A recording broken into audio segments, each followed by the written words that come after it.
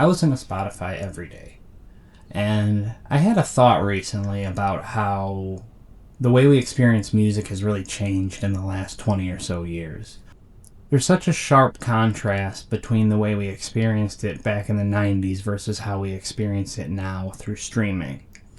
There was a time you would spend $17.99 on a CD and not know if tracks 2 through 11 were garbage or not. And I think there was something small and grounded about that versus what music kind of feels like now. I think in the landscape of the 90s and early 2000s, we were very much at the mercy of whatever the radios wanted to play for us. And in those rare instances where you got a really cool unknown song, you would want to hear more, so you would end up buying the band's album. If any of you can remember, people were going platinum, double platinum, just for selling little plastic discs. One thing the radio did do, though, is kind of create a shared culture for people because everyone was really listening to a lot of the same stuff. And you would typically hear a lot of the same songs over and over and over again. But if you really liked a song, you would record it on a cassette tape and then just replay it from the cassette tape. But you'd have to catch it on the radio as the DJ was playing it. There was less diversity in music choices, and I think less diversity overall in what people thought other people listened to. Once CDs came around, you then had the option to invest your money in something that you wanted to hear continuously, which was such an improvement for music in general. The only option you really had before that was like 8 tracks and cassettes, and the problem with 8 tracks and cassettes is they have to be rewound and forwarded, so you have to find the song. You can't just click. The big difference to me between CDs and Spotify is the fact that you weren't able to really sample CDs. When you invested, you invested. You just had to put that money in and hope the CD was a good CD. And when you bought a CD, you kind of had to listen to it. Otherwise, it just sat there. It was kind of your only source of music at the time. I think there's something to be said about owning physical media. I think there's some sort of psychological connection when you have the actual item that you don't see when you stream music.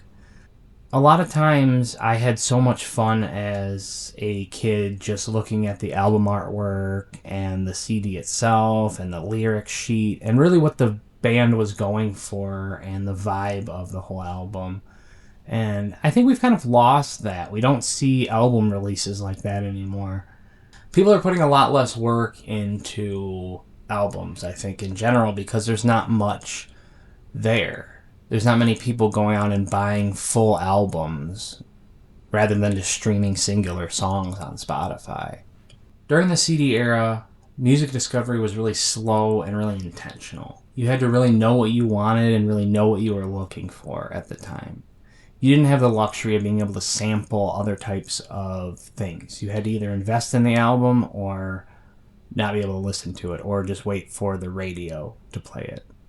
What I think changed the music industry the most, though, was P2P file sharing services. Our ability to access songs whenever we wanted became such a luxury and such an expected thing that corporations started to monetize it and start to realize that they could make money just by selling single songs from a catalog. There's something to be said about the ability to listen to a song whenever you want. And now that we have the luxury of doing that now, we can look back and see how difficult it was prior. And then once that technology came along through Napster and Kazaa and LimeWire, people didn't really want to let it go. People wanted to be able to listen to music whenever they wanted. The luxury of being able to listen to a song whenever you wanted was such a foreign thing before that. And now it's just an everyday fact. Obviously, there's a lot of problems with P2P file sharing services. A lot of mislabeled MP3s, viruses, and I think even worse stuff. But it brought a lot of music to people that wouldn't have normally listened to it. For me and the people that I grew up with, P2P file sharing services were a way to find music that we wouldn't normally be able to find. and it turned me on to a lot of bands that I wouldn't have normally listened to otherwise. And without those P2P file sharing services, I probably wouldn't have heard a lot of the music I've heard in my life. There's something about this era that felt really wild and really chaotic, but also at the time not really chaotic at all. You had a lot of word of mouth discoveries in this era. You had a lot of people sharing music because they loved what they heard. The problem now is that these companies want frictionless consumption. And you can stream anything, anytime, anywhere. And to me, it's more of a pick a vibe, not an artist type landscape to me now, because I would say the concept for most albums is lost in the context of playlists or in just streaming in general. You're missing some components like the artwork and some other things that I can complain about that we don't have anymore. But honestly, I think the thing you're missing the most is our ability to connect with that artist personally, or at least feel like we're connecting personally with that artist by buying the album. Now, we can contribute in other ways, and we can always buy the album on iTunes or do a million other things now, but I think it felt more personal and less corporatized when I was younger to buy an album versus buying one now. And playlists tend to be the new gatekeepers instead of DJs. Where you used to have DJs deciding what music to play, essentially playlists are giving you the vibe to kind of work off of, and the music becomes almost secondary to the vibe itself.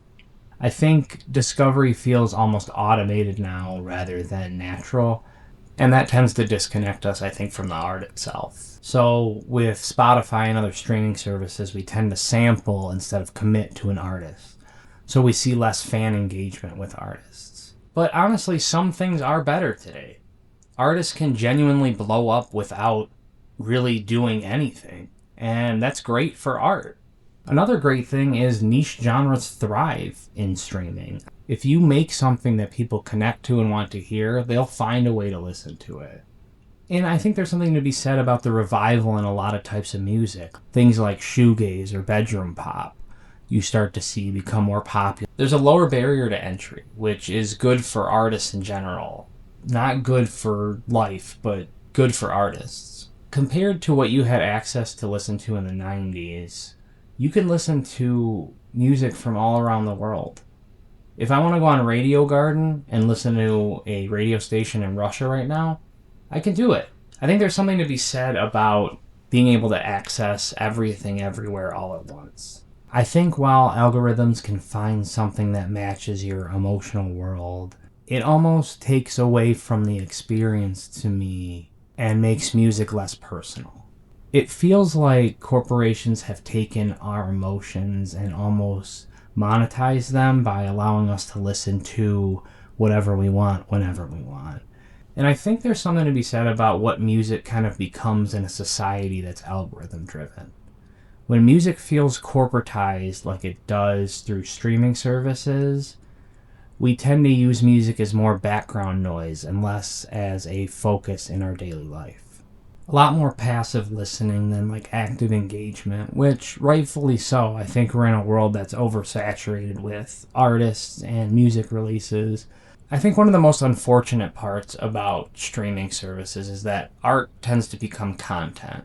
So when you're shown something that has another meaning behind it, like it was only released for monetary gain, it tends to have less emotional impact.